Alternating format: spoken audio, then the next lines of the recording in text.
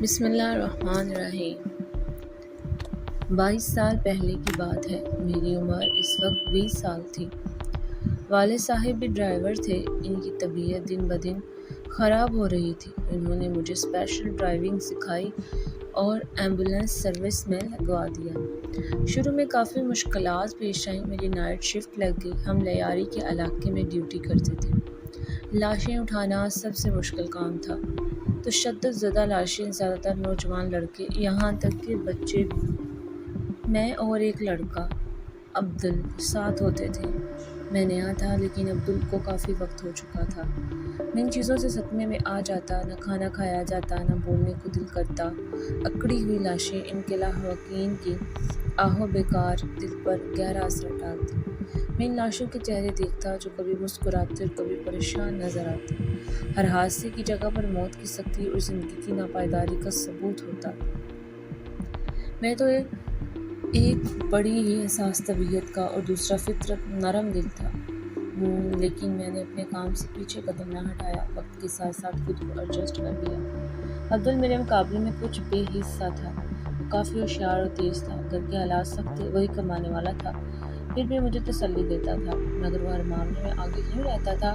ایک دن مجھے سمجھ آ گیا اور اس دن مجھے بہت دکھ ہوا۔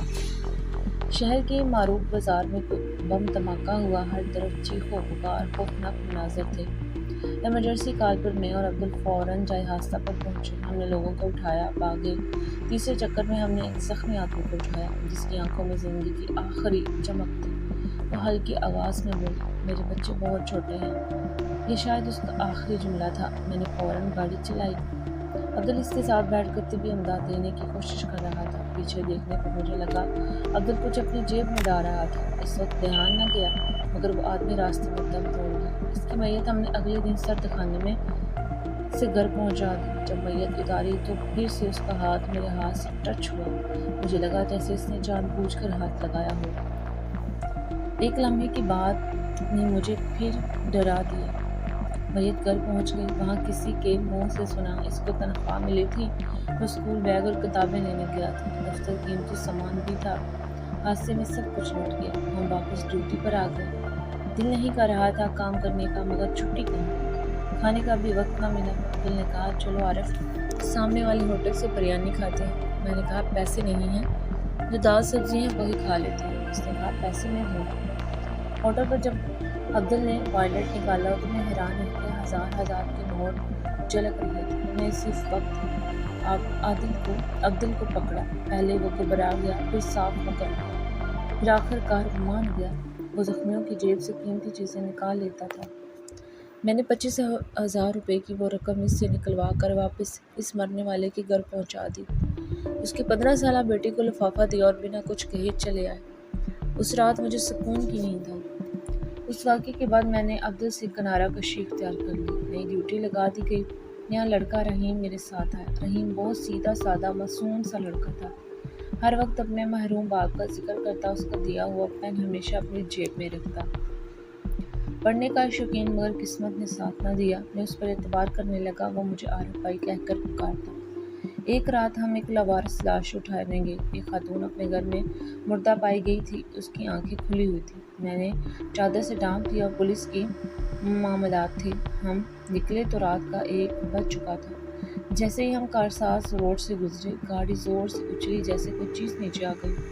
ہم دونوں نیچے اترے، مگر کچھ بھی نظر نہ آیا۔ رحیم نے کہا یہاں تو کچھ بھی نہیں ہے، لیکن میں دیکھ چکا تھا۔ روڈ کی دوسری طرف ایک دلہن نما عورت کھڑی تھی۔ رحیم کو کچھ پتہ نہ چلے میں نے اسے مصروف کیا۔ لاش کا چہرہ چادر سے ڈھانپا، مگر ایسا لگا جیسے لاش کی آنکھوں کی پتیاں ہلی ہوں۔ یہ شاید میرا وہم تھا۔ اسی وقت دلہن ہماری طرف چلنے لگی۔ رحیم گھبرا کر چیخا، عارف بھائی جلدی کریں، وہ ہماری طرف آ رہی ہے۔ میں نے اللہ کا نام لے کر گاڑی سٹارٹ کرنے کی کوشش کی۔ گاڑی سٹارٹ نہیں ہو رہی تھی۔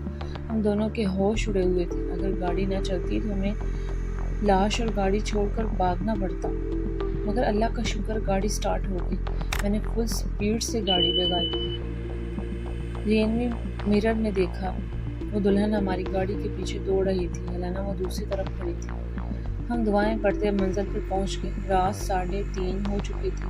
میں باہر بینچ پر بیٹھا تھا۔ رحیم سر جھکائے بیٹھا تھا۔ میں نے نے کہا, اللہ کا شکر ادا کرو ہم خیریت سے آ گئے.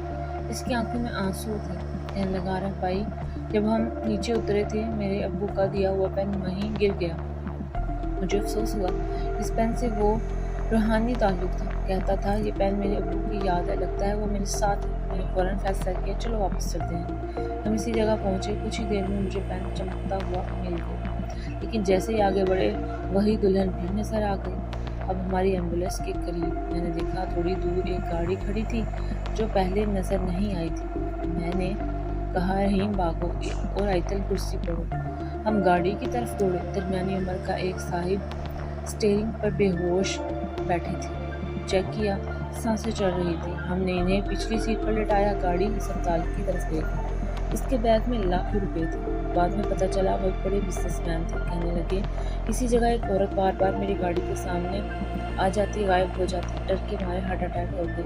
ہم اللہ کا شکر ادا کرتے ہیں کہ ہم ان کی جان بچانے کا وسیلہ بنے. انہوں نے رحیم کو تعلیم دلوائی, نوکری دلوائی. 4 سال بعد وہ مجھ سے رو کر رخصت ہوا. میری لاکھ منع کرنے کے باوجود اس شخص نے میرے اکاؤنٹ میں بڑی رقم بھی بھیجی. مگر میں آج بھی وہیں ایمبولینس ڈرائیور ہوں. مجھے اپنا پیشہ پسند ہے کیونکہ ہمیں موقع ملتا ہے لوگوں کی زندگیاں بچانے کا. اور میں نے اس عرصے میں بہت کچھ سیکھا ہے, یہاں تک کہ موت کے بعد بھی کبھی کبھی لوگ مسکراتے ہیں. آج کی کہانی آپ کو کیسی لگی؟ اپنی رائے کا اظہار کمنٹ باکس میں ضرور کریں اور میرے چینل کو سبسکرائب کریں, ویڈیو کو لائک شیئر کریں.